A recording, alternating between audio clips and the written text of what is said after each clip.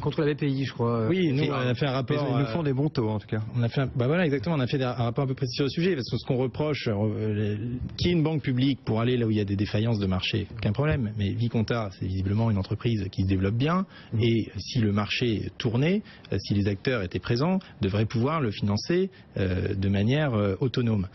Et donc, ce qu'on craint, c'est que la BPI se comporte finalement comme un fonds, un super fonds de private equity, de capital risque, en allant partout, en ayant des techniques très agressives, très commerciales, avec des taux plus bas, c'est vrai. De bons managers, mais avec les moyens de la puissance publique.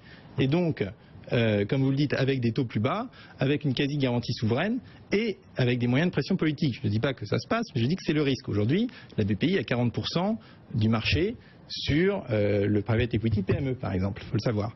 Et donc, c'est une situation... le succès même de la BPI n'est pas forcément un bon signe, et encore une fois montre qu'on n'a pas voulu résoudre le problème en amont, et qu'on veut l'État, et qu'on demande à l'État de se substituer à un marché qu'on a au préalable asséché ou à qui on n'a pas permis de se régénérer, ce qui est aussi le rôle de la politique publique. Bon, voilà pour...